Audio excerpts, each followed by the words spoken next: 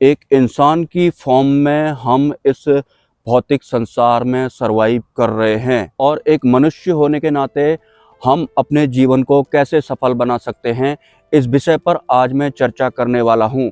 नमस्कार। इस भौतिक संसार में अगर आप साधना के क्षेत्र में आए हैं तो आपके बहुत सारे गुरु होंगे। भले ही वो गुरु आपके सिद्धि मार्ग वाले हों या फिर किसी ईश्वर को या फिर देव सत्ता को आप गुरु मानते हों, लेकिन जब तक आपको अंतिम गुरु प्राप्त नहीं होते हैं तब तक हमारी साधना सफल नहीं होती है या फिर हमारा मानव जीवन सफल नहीं होता है। और ये एक वास्तविक सत्य है। और ये जो अंतिम गुरु होता है ये कौन होता है, इस बारे में भी मैं आपको बताने वाला हूँ। लेकिन उससे पहले मानव शरीर के रूप में सरवाइव करने का हमारा वास्तविक मकसद क्या होता है, इस बात को भी मैं आज आपको क्लियर किए देता हूँ। आपको भूलना नहीं है कि हम मानव हैं, हम मनुष्य हैं, हम इस शरीर के साथ सरवाइव कर रहे हैं। हम देवता नहीं हैं, हम भूत प्रेत नहीं हैं, या फिर हम किसी दूसरे डायमेंशन से ताल्लुक़ रखने वाली सिद्धियां नहीं हैं, हम रूप बदलने वाले तत्व नहीं हैं, हम अदृश्य नहीं हैं, या फिर हम उस अवस्था में नहीं हैं कि जब चाहें हम अदृश्य हो जाएं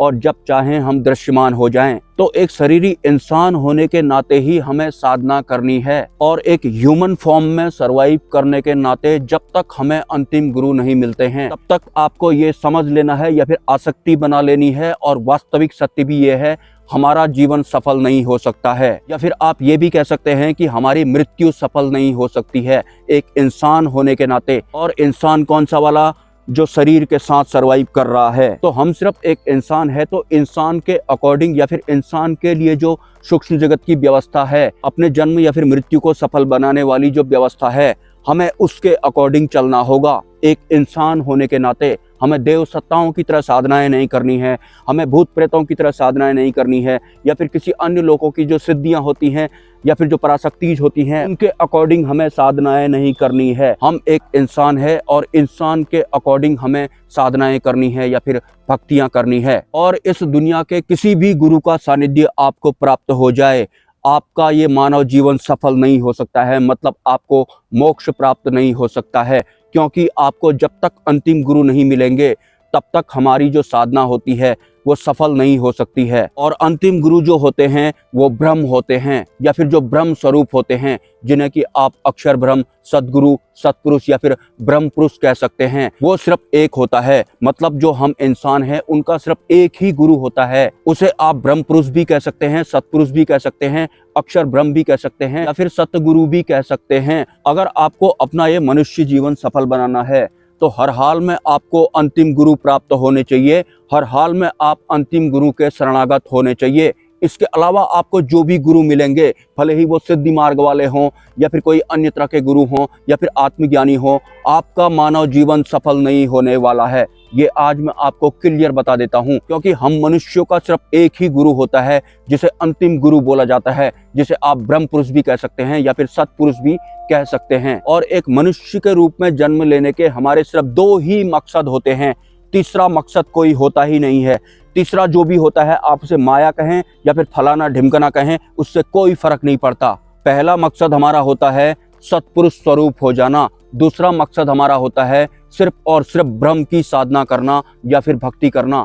इसके अलावा किसी भी तरह की साधना या फिर भक्तियां आप करते हैं तो आपको ह्यूमन फॉर्म वाला जो जन्म मिला हुआ है, मनुष्य योनि जो आपको मिली हुई है, ये आपकी असफल हो जाती है। और सतपुरुष स्वरूप आप सिर्फ सतपुरुष के सानिध्य में ही बन सकते हैं, मतलब अंतिम गुरु के सानिध्य में ही आप सतपुरुष स्वरूप हो सकते हैं। और अंतिम गुरु के अलावा हमें कोई भी गुरु परब्रह्म स्वरूप नहीं बना सकता है। और अगर हमें अंतिम गुरु प्राप्त हो जाते हैं तो ही हम ब्रह्म स्वरूप बन सकते हैं। और ब्रह्म स्वरूप हम तभी बन सकते हैं या फिर सतपुरुष स्वरूप हम तभी बन सकते हैं जब हम सिर्फ और सिर्फ ब्रह्म की भक्ति करते हैं या फिर ब्रह्म की साधना करते हैं या फिर उपासना कर सकते हैं। इन दोनों के अलावा एक मनुष्य होते हुए जो भी हम एक्स्ट्रा चीजें करते हैं उसकी कोई वैल्यू नहीं होती है, उससे हम कहीं भी नहीं पहुंचते हैं। भले ही आप अभी सिद्धि मार्ग में होंगे या फिर आपके साथ में सिद्धियां भी होंगी, लेकिन सत मार्ग पर या फिर सही दिशा में जो साधक अगर देर दुरुस्त चलने लगता है तो एक दिन उनका सिद्धियों से भी मन भर जाता है,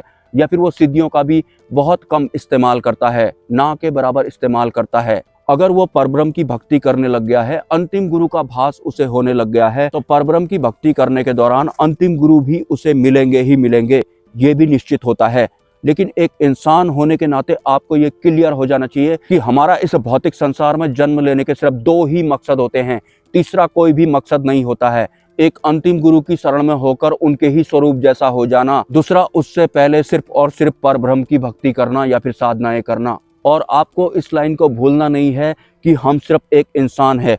इंसान होने के नाते हमारे लिए सिर्फ एक गुरु की व्यवस्था की गई है, जिन्हें कि अंतिम गुरु कहा जाता है, जो कि ब्रह्म स्वरूप होते हैं और वो एक ही होता है, वो 2 3 4 5 नहीं होते हैं। और जो आज मैं आपको बता रहा हूँ वो आपको भागवत पुराण में भी सुनने को मिलेगा। अक्षर ब्रह्म योग के बारे में आपने सुना होगा। बहुत सारे जो ज्ञानी बाबा हैं इस लाइन को वो समझ ही नहीं पाए हैं। उसमें साफ साफ लिखा हुआ है कि हमारा वास्तविक मकसद क्या है, हमारे अंतिम गुरु कौन है और अक्षर ब्रह्म योग क्या होता है। और हाँ, आपको एक बात गांठ बांध लेनी है, हम ह्यूमन हैं, हम इंसान हैं। हम इंसानों के लिए एक सेपरेट व्यवस्था की गई है। हम देवता नहीं हैं, या फिर हम सिद्धियां नहीं हैं, या फिर हम भूत प्रेत नहीं हैं, या फिर हम राक्षस नहीं हैं। तो हम इंसानों के जीवन सफल करने के लिए जो सूक्ष्म जगत में व्यवस्था की गई है, हमें सिर्फ और सिर्फ उसे फॉलो करना है। आपको भगवान की तरह बनने की कोशिश नहीं करनी है। जो भी देव सत्ताएं आपको दिखाई पड़ती हैं, जैसे कि भगवान शिव या फिर भगवान श्री कृष्ण, आपको उनके भाव को जीने की कोशिश नहीं करनी है। अगर आप भगवान शिव या फिर भगवान श्री कृष्ण को जीने की कोशिश करेंगे, उनके भावों को अपने अंदर उतारने की कोशिश करेंगे, तो आपकी मृत्यु हो जाएगी। क्योंकि भगवान शिव या फिर भगवान श्री कृष्ण जो हैं वो अलग लेवल के हैं। हम उनके भावों को जी नहीं सकते हैं। हम एक इंसान हैं। हम इंसानों के लिए जो व्यवस्था की गई है अपने जीवन को सफल करने के लिए, हमें सिर्फ उस व्यवस्था को फॉलो करना है। अगर आप श्री कृष्ण की तरफ भक्तियां करेंगे या फिर युद्ध करने की कोशिश करेंगे तो आपका पतन हो जाएगा। क्योंकि वो हम इंसानों की तरह नहीं है, वो बहुत अपर लेवल में है। वो कई सारी फॉर्म्स के साथ सरवाइव कर सकते हैं, क्षण में वो बदलते हैं। अगर भगवान श्री कृष्ण युद्ध करते हैं तो उनके युद्ध का परिणाम कुछ और ही होगा, और अगर आप भगवान श्री कृष्ण की तरह युद्ध करने की कोशिश करते हैं तो आपका परिणाम कुछ और ही हो जाएगा। तो आपको भगवान श्री कृष्ण जैसा बनने की कोशिश भूल कर भी नहीं करनी है, या फिर जो अन्य देव सत्ताएं होती हैं उनके जैसा बनने की कोशिश आपको बिल्कुल भी नहीं करनी है। हम इंसानों के लिए जो व्यवस्था की गई है हमें वो फॉलो करनी है। अगर हम अंतिम गुरु स्वरूप हो जाते हैं, हमारा जीवन सफल हो जाता है, तो उसके बाद हमें आगे को गति मिल जाती है। उसके बाद जिस भी फॉर्म में हम सरवाइव करेंगे उस हिसाब से ही हमें साधनाएं करनी है या फिर भक्तियां करनी है। अक्षर ब्रह्म योग ना समझ पाने की वजह से या फिर माया वाले गुरुओं द्वारा उसका वर्णन किए जाने की वजह से एक इंसान होने के नाते हमें अपने वास्तविक 2 मकसद पता ही नहीं है कि हम अपने जीवन को सफल कैसे बना सकते हैं या फिर मृत्यु को सफल कैसे बना सकते हैं। और हाँ, ये जो अंतिम गुरु होते हैं, अगर कोई इंसान इनकी शरण में हो जाता है, इनके स्वरूप जैसा हो जाता है, तो इसे हमारे इस भौतिक जगत के कोई भी माया वाले गुरु या फिर जो अन्य गुरु होते हैं वो नहीं समझ सकते हैं। सत्पुरुष को सिर्फ सत्पुरुष स्वरूप ही समझ सकते हैं, उनके भावों को सिर्फ सत्पुरुष ही समझ सकते हैं। ये भी आपको भूलना नहीं है। और जितनी भी ये धार्मिक ग्रंथ या फिर पुराण या फिर शास्त्र लिखे गए हैं, ये सत्पुरुषों द्वारा लिखे गए हैं। सत्पुरुषों द्वारा लिखे नहीं गए हैं, उनके अंदर इनका संचार हुआ था। लिखने वाले अगर मायाग्रस्त ज्ञानी होंगे या फिर एक सांसारिक लोग होंगे तो फिर वो अपने मन और बुद्धि के हिसाब से उसमें कुछ भी लिख सकते हैं। तो जो शास्त्र होते हैं या फिर ग्रंथ होते हैं या फिर जो पुराण होते हैं या फिर अपने अपने धर्मों के हिसाब से आप किसी भी ग्रंथ या फिर पुराण को ले सकते हैं, उन्हें सिर्फ सत्पुरुष ही समझ सकते हैं जिन्होंने उनको लिखा था। माया वाले गुरु, आत्मज्ञानी या फिर साधक या फिर संत या फिर एक इंसान या फिर एक सांसारिक इंसान सत्पुरुषों द्वारा लिखे गए ग्रंथों को नहीं समझ सकता, उनके वास्तविक अर्थ को वो नहीं समझ सकता है। और ज्यादातर जितनी भी ये धार्मिक पुस्तकें हैं, इनका वर्णन करने वाले जो लोग होते हैं वो माया वाले होते हैं, कुछ कुछ तो सिर्फ प्रचारक होते हैं। जो सत्पुरुष स्वरूप होगा, ये जितने भी धार्मिक ग्रंथ या फिर पुस्तकें हैं, सिर्फ उन्हें ही इनका वास्तविक सत्य पता लगेगा। इसके अलावा जो भी उन्हें पढ़ने वाला है, वास्तविक सत्य से वो हमेशा दूर ही रहने वाला है।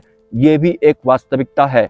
हमें अंतिम गुरु कैसे मिलेंगे? क्या वो दिखाई पड़ेंगे या फिर नहीं दिखाई पड़ेंगे? अगर वो दिखाई पड़ेंगे तो हम उन्हें कैसे ग्रहण करेंगे? अगर वो हमें नहीं दिखाई पड़ते हैं तो हम उन्हें कैसे ग्रहण करेंगे? इस विषय पर भी मैं विस्तार से आगे वीडियोज में चर्चा करने वाला हूँ। सपोर्ट अगर आप करना चाहें तो कर सकते हैं। मिलते हैं किसी नेक्स्ट वीडियो में। नमस्कार।